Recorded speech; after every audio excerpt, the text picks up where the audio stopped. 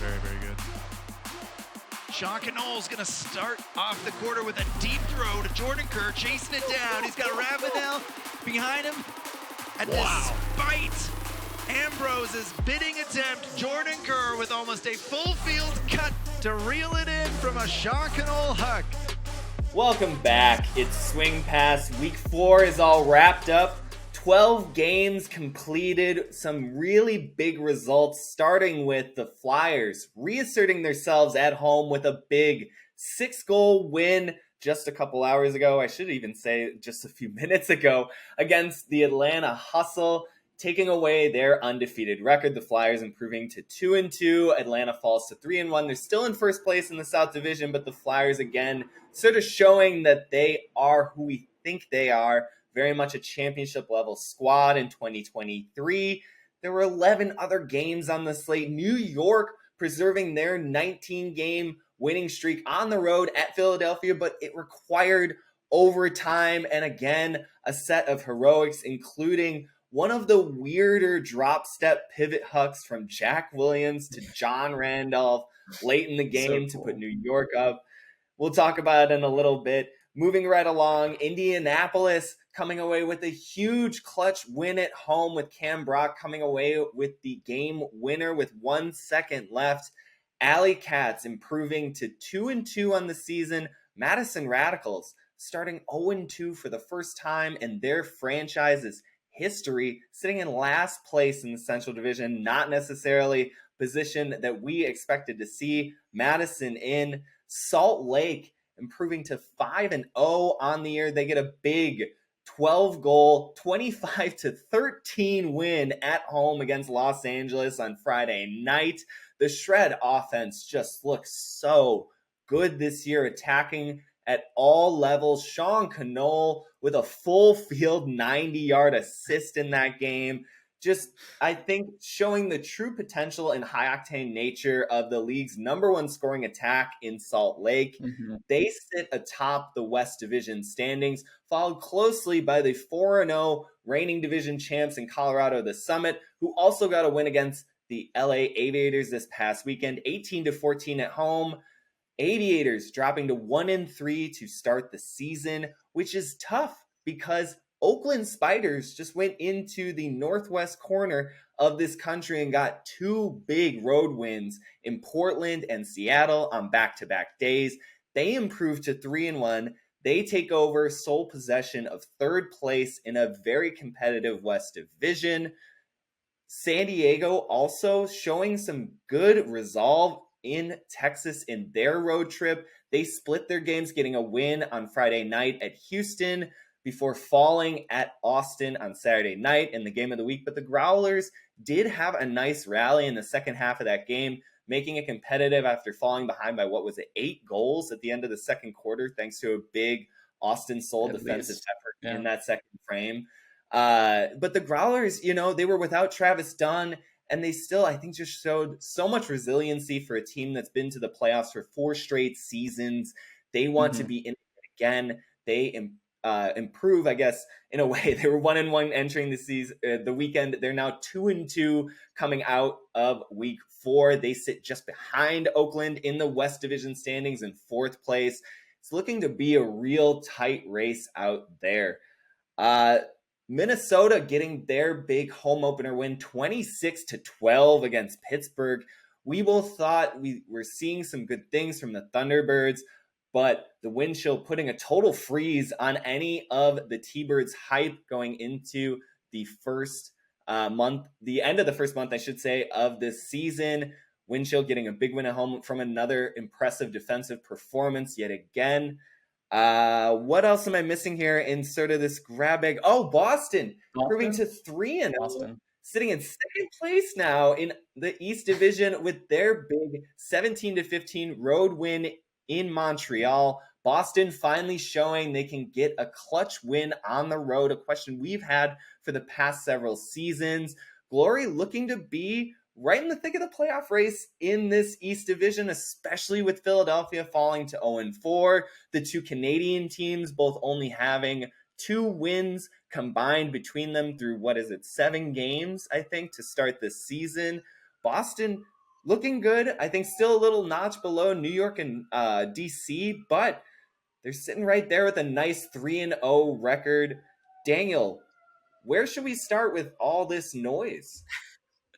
Yeah, they're right. I think coming into the weekend, we were thinking like we are going to learn a lot about a bunch of different teams in the league from this weekend. There were a lot of games that were like, playoff hopeful teams, not necessarily like headliner rivalries, besides really Atlanta, Carolina today, and maybe Philly, New York, if you want to throw that in there. But yeah, my main takeaways were Oakland and Boston being kind of who they seem to be early in the season. Like I think they are legitimate playoff contenders. I think Oakland surprised me by winning both their road trip games. I think those teams up in the Northwest, I often view them as sort of interchangeable in terms of competition level and like who I favor coming out on top in those tight matchups. And then Boston going up to Montreal, like you said, Boston has been one of the worst road teams in the entire league since they started playing. And the fact that they went into Montreal with a Montreal team that returned a lot of their key players from last year, in addition to their new guys that are stepping up already, that was not an easy win, but they gutted it out. I think huge props to both those teams. And then San Diego, I think, even though they lost to Austin and they were down, I'm pretty sure it was 13-3 at one point in the second quarter. The half ended 13-4, but San Diego, like they've got some fight in them, and I think their performance in the second half, I think they outscored Austin. What was it, like 13 to 10 or something, however the math works out. But the fact that they outscored Austin in the second half, the fact that they got down huge and then just like slowly were crawling back to actually make it a game, that feels like representative of how I view their season going, or at least how I view our perception of them going this year, where we're kind of like, all right, LA is like the flashy new team in SoCal. We still think Salt Lake and Colorado have a pretty good stronghold on those first two playoff spots, but San Diego is going to be in it. And between San Diego, Oakland, and LA, I'm very excited for the 3-seed race in the West. Yeah, I mean, I think a ton of credit goes out to the co-head coaches in San Diego, Kevin Stewart and Kayla Helton. They've just got this team in the kind of mindset that they need to be, which is that they have confidence, they do trust their systems, they do know their teammates, and they now are sitting at 2-2, having not played with both Paul Lally or Travis Dunn for an entire game. And you gotta say to yourself, when they get Dunn back in the lineup going forward, with those two at the helm, with how Tyler Bacon contributes to this team, with Jordan Queckborner continuing to improve, with rookie Max Gibson, showing that he can be a playmaker for their offense. Yep. Steven Milardovich continues to be just such a solid contributor no matter where they kind of use him. There's just so much solid pieces to this Growlers team that I think sometimes lacking maybe some of the highlights or some of the sexiness of other teams' offensive attacks, or even some of the big highlight plays that their defense might make. Like, you can't count out the Growlers. Like, they're just going to kind of come at you all four quarters. They know how to perform really well in the red zone. They know how to get their throwers into good, advantageous spots that they like. They're a solid team, man. So again, just hats off to Stewart and Helton. They've been tremendous this season, I think, at the helm for that team. In addition to that, I kind of wanted to talk also just for a second about Oakland. We were wondering how they would kind of respond coming off of 2 overtime games to start this year. On Friday night, it's another nail-biter finish on the road in Portland, but they get that win. So they kind of get 2 clutch wins in their first 3 games of the season, which I think is a really good omen for such a young team in the Spiders, especially bouncing back after how they collapsed, frankly, at the end of their first loss of the season against Salt Lake. They had that game. They had the disc. They were up 1. They were attacking in the red zone in the fourth quarter with under 2 minutes to play, and they couldn't capitalize on it. And I think you see the ability to just immediately come back the next game, and in a closeout game where you could, I think, very much kind of revert to some of the volatility of the youth, personnel on this team. Yeah. You don't see that. You see them pull it out, and then they go in the next day to Seattle and they get a nice 4-goal win. And now they're kind of rewarded by saying, hey, look around. Like, we've got what I think now like a 2-game lead over San Diego, or a 1.5 game lead, I believe. Yeah.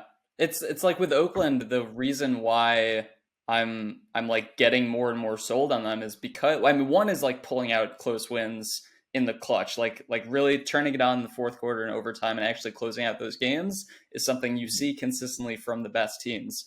But two, and the main thing is like how young they are. I see them on this like, upward trajectory throughout the season where these guys are just like still learning to play with each other and just like learning and feeling out everyone's styles, feeling out the new system that they're playing in.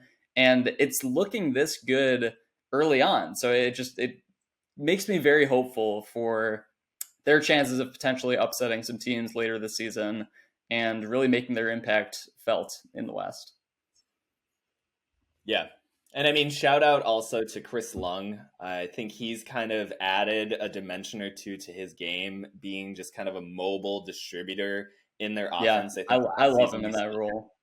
He played some D-line last season. He's always been a jack of many trades, but I think this year he's just optimizing a little bit more of his aggressiveness, both with and without the disc. You see him, I think, being more assertive when he doesn't necessarily immediately involve himself in the play, which then sets him up so much more as a receiver. I mean, I think back to that first win of the season where it was kind of him and Mac Hecht really carrying that team down the stretch. And I think you saw that again at points this last weekend on the road. He's just continuing to elevate his game in these moments where the team needs him. And I think on such a young team, he's clearly becoming a leader in how he asserts himself in these moments. And I think that's just a really good sign for Oakland. And obviously the presence of Mac Hecht too. I mean, his talent, I think, clearly to no one's surprise. I think it was only a question of how available he would be. And you can see that he's a main cog in this team, and him showing up consistently just raises everyone's, I think, confidence around him. Having that level of thrower, having that kind of leader who can take the kind of volume that he takes on is just so impressive. But I think we want to move on to kind of breaking down 3 of the larger results from the weekend in our eyes. And that starts with, again, Carolina's big 21-15 win over Atlanta just before we started recording here.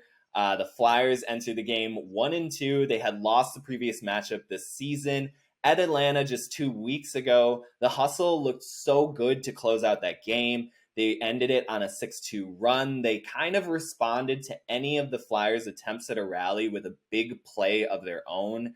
Atlanta, in their first 3 wins of this season, I think was very much defined by their ability to sort of punch and counterpunch when teams would sort of play up to their highlight level.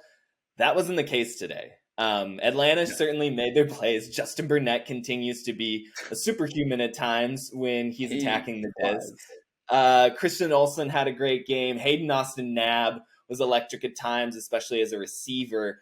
But when you think about the true contours of this game, it was all of the Flyers players. And I think the true standout moment for me was the Ethan Bloodworth point block into break conversion for the Flyers, where moments beforehand he had gotten kind of inadvertently kicked in the face pursuing Austin Draco-Taylor in the backfield. So out of a dead disc reset, he's on the mark. The Flyers do some great... I think it's also a testament. It was kind of a coverage sack because it was a late stall situation where Bloodworth could kind of tee off on Draco's final movements as a thrower. So credit to the Flyers defense for providing Bloodworth the opportunity. But that was a Viper poach, man. Like, you just don't see dudes making that kind of play and giving up everything on the mark like that and getting rewarded like that. And he's just... on Draco, too, of all people, who has, like, some of the quickest looking pivots. Like, he'll just sit with the disc, on, like, a forehand pivot, and then all of a sudden he's on the backhand side and launching the disc, like, 50 yards. Like, I think he is one of the quicker pivoters in the league. So for Bloodworth to, like, have the anticipation and just, like, anytime a mark leaves their feet, like, you are selling all out because you really think that throw is coming, and he nailed it. Like, it was an awesome sequence. Then he had that great OI flick on the ensuing counterattack possession that set up the score. He's had a couple of really nice throws this year where he's just able to get, I think, a little bit better of an edge. I think he's always had that skill, right? There just seems to be a little bit more calibration this year. And to that point, the Flyers' defensive counterattack was stellar today. They were 7 of 10 on their break opportunities. At one point, I think in the first half, they finished 4 of 4 on break opportunities. And that was in parts Ethan Bloodworth. Joe White was tremendous in his turns on defense. He finished with almost 300 yards in his second appearance for the Flyers, just adding an A1 star to their rotation despite them having some absences. Liam Searles Bowes, he's played in the last 2 games, both wins for the Flyers to no surprise. Continues to just be a backbone player. He comes up with a big block in the second half, as well as just contributing so much stability to what they want to do on offense, both as a thrower and just as a leader. He can be a quarterback. He can make plays for you. It's just representative, I think, of this whole Flyers team. And that kind of, I think, zooms out just a little bit to the Flyers offense too. I mean, this was the Flyers team that we've been expecting, I think, that hadn't quite shown up the first 3 games, that shown glimpses, but they're playing these open lines. They're playing people out of their normal positions. This game was not that. This was Carolina locking down and showing Atlanta what they are. And that throwing, and I think it started with that throwing backfield of Searles Bowes, Saul Yannick, Matt Gujohannes. They were just so solid in setting up every single Carolina Flyers drive. Definitely. I don't think there's a better team that has handled the hustle zone in the past couple years. Like the fact that they have so many throwers on that. I mean, they were like freely switching around, like Gujohannes and Elijah Long back and forth between O and D. And by the way, when either of those guys are on D, it was like you're pairing them with Joe White, which is just, it's so nice to have. Like they have so many good throwers in great positions, but just seeing them work through that hustle zone, whereas like there was just no way for Atlanta to get any pressure, whether or not it was like going through the zone or just like swinging back and forth and being super patient. Like none of those guys are taking unnecessary shots, and it just works so seamlessly when it's good. So I thought Carolina's offense, to me, this is its peak form, right? Like, this is kind of the best roster we've seen from them so far this season. But I think as long as they can keep this momentum going throughout the rest of the year, as long as they can maintain some kind of roster consistency from this point forward, they're going to be just fine. I don't think we were ever too worried about them when they were 0. I was literally never worried. It's the same thing as 2021. It's a repeat. No worries for this team whatsoever. And this was a huge confirmation for why, right? Like you just see them and they have this confidence at times. Like Atlanta made some plays. They made a little noise. They kept it close in the first half. And yet it was still a Flyers 3-goal lead going into that first intermission. It just felt like the Flyers game basically from the start. And that was because they could control Atlanta's tempo on offense. Atlanta couldn't get out into some of the fast break drives that they like so much. They just had to play conservative. It reminded me a lot of how Atlanta looked against this Flyers team last year. And in the 4 matchups, I guess, where they all scored less than 20 goals. I mean, they scored only 15 in this one. They just had trouble getting into their sets. Flyers just gummed up everything. And then conversely, like you were saying, this full strength offensive attack for the Flyers is too much. Top 3 in the league. I mean, Anders Ljungqvist looked maybe his best since coming back from injury at the end of last season. I think he had a stellar playoff game against Atlanta, but this game felt a little bit more like his 2021 season, where it's just, he's everywhere, man. Like every single drive, you have to be accounting for where he is. Otherwise, he's freeing himself, getting the upline cut that you can't allow, resetting the disc, getting open at the cone, just sort of insisting constantly that they push up field, which just works so well with the rest of their pieces. It allows Fairfax to roam and range a little bit more because Ljungqvist can fill up that mid-range game. Like, again, Trevor Lynch continues to elevate his play in this season. He's 8 of 9 on Hucks, 7 of 8 on Hucks. He's missed 1 Huck attempt this season. He's been in that kind of trigger pull role that we've loved so much over the last several seasons of the Flyers, that Alan Laviolette, Eric Taylor has undertaken. Jacob Fairfax plays in it, where it's kind of that hybrid, allowing to take a little bit more aggressive looks as a thrower. Lynch has looked incredible so far in 2023, filling into that spot. And you can just see when they now get the rest of the pieces, when they get that full throwing core to set him up, and then he can just go out there and make plays. Like, he's phenomenal, man. Like, then they just continue to restock, reload, and look like, once again, they might make, what is it now? 4th straight championship weekend appearance? 3rd straight? 3rd straight. 3rd, I think. Yeah, but I don't know. It seems Dallas like they've been there forever. It was the shift in the moving Dallas to the West, and then the Dallas turnover that changed all that. But yeah, I mean, Carolina is they're still Carolina. Yeah. Big win for them. But moving right along, let's talk about another heartbreaker for Philly. They basically play as good of a game as you can play against the Empire. As we've talked before, how you may win against the Empire, I think, is limiting overall scoring. And there were just 34 total goals in this game between regulation and overtime. Philly held the New York offense to a lower offensive conversion rate than the Phoenix's own. They made them look out of rhythm. They were able to attack over the top. James Pollard had a great game. They were able to stay aggressive despite not having a huge scoring output, which is kind of what you love to see for the Phoenix, that they're still kind of running and gunning, but they're being just a little bit more careful with the disc. Yet still, it doesn't matter, man. It's just, it's the thing of, like, yes, you want to limit them to closer games, but then that just seems to activate their stars' powers all the more, and that's what you see at the end of this game again. It's the 2nd straight week. It's what this New York team is built on. They are the most clutch franchise that has ever existed. Point blank, period, right? Like, there's just never been a team that converts like this so consistently in these close matchups. There's just, what do you do? What do you do?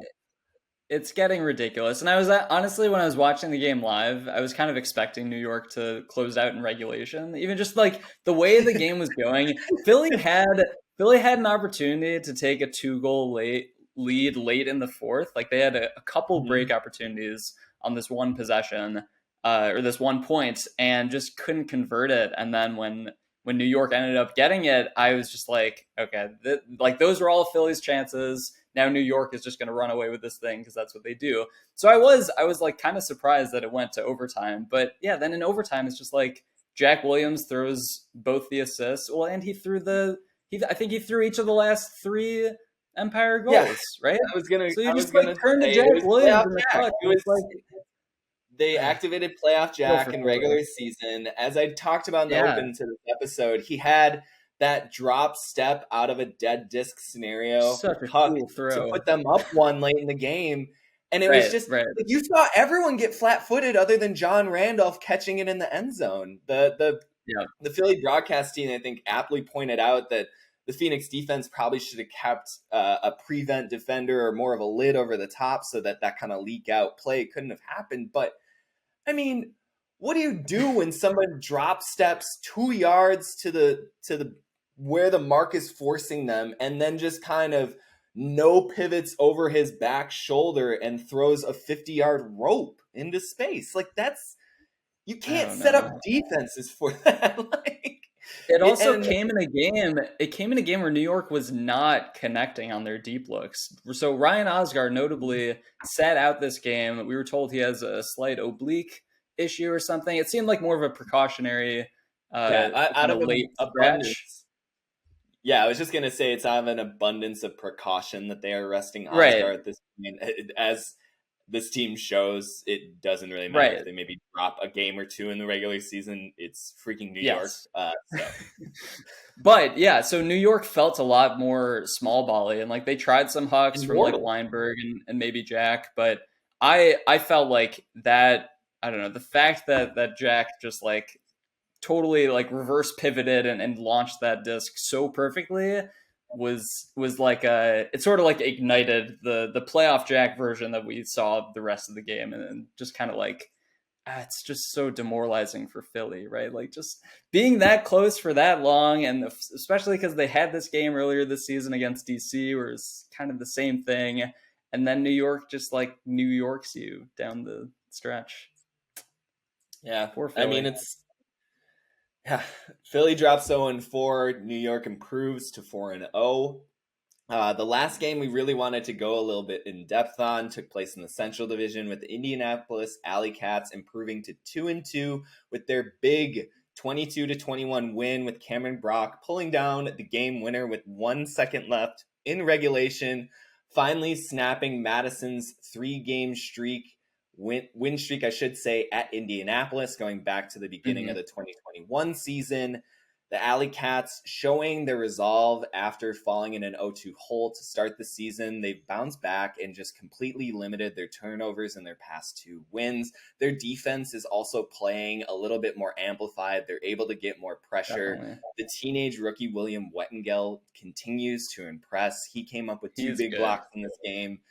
They're very patient on their counterattack, despite swapping out Xavier Payne, who is so crucial to their record-setting performance last year.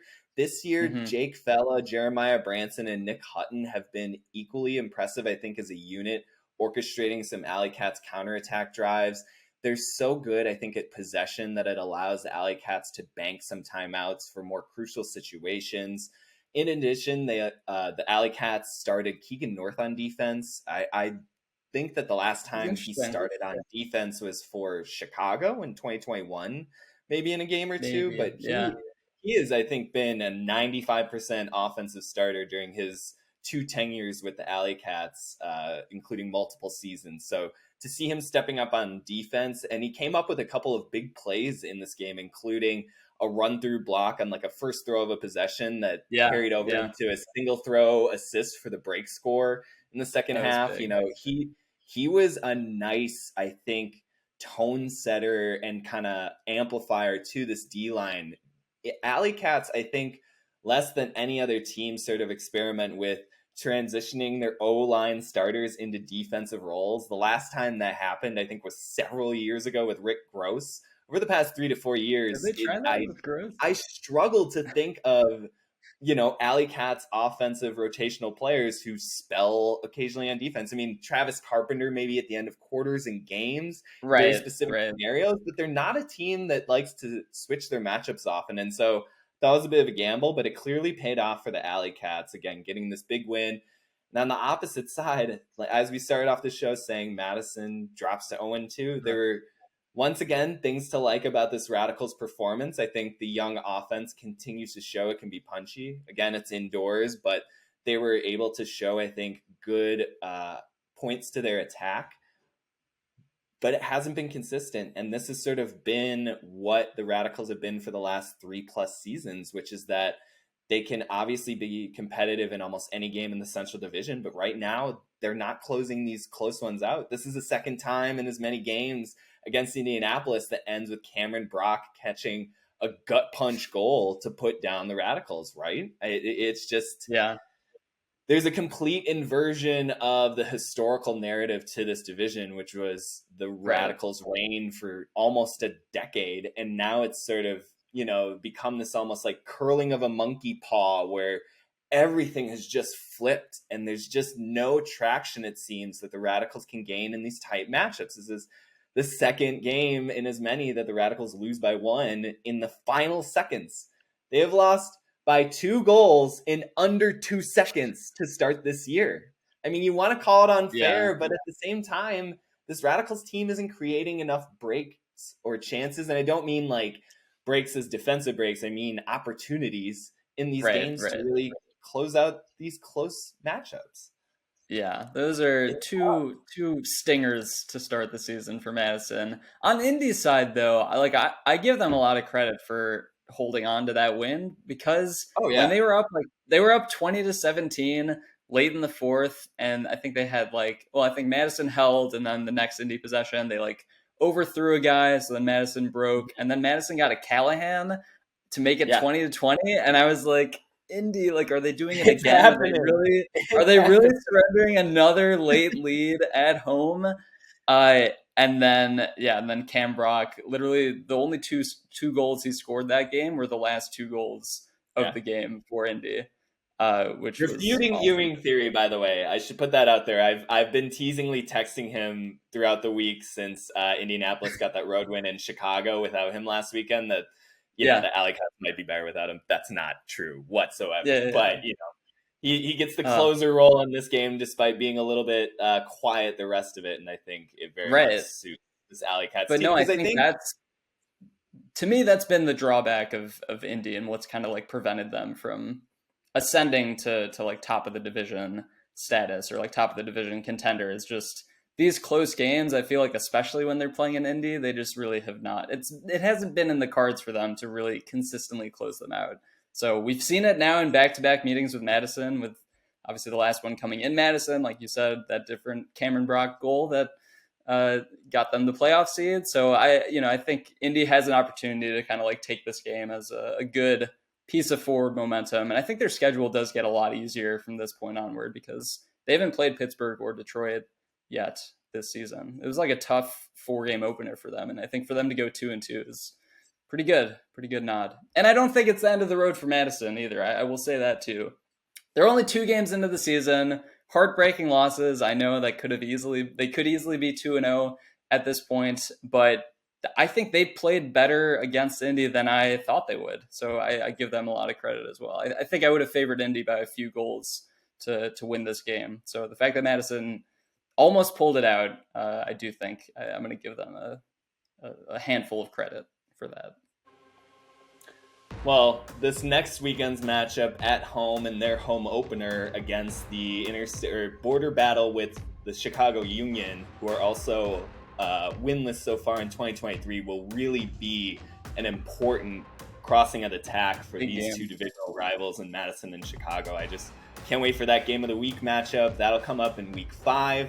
That'll do it here now for the week 4 Swing Pass recap. You can go to the AUDL.com website as well as all of the AUDL social media channels to digest some highlights, more scores, stats, tons of player stats. We didn't even shout out Levi Jacobs. I wanted to give a quick shout out to him for his performance in AlleyCats win. He had 7 total scores over 500 yards, 0 turnovers. I think that has been so clutch for him to reduce that turnover number and also have, nearly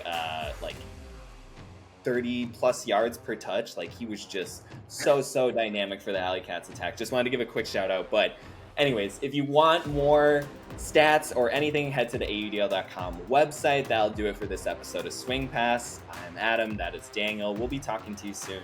Bye now.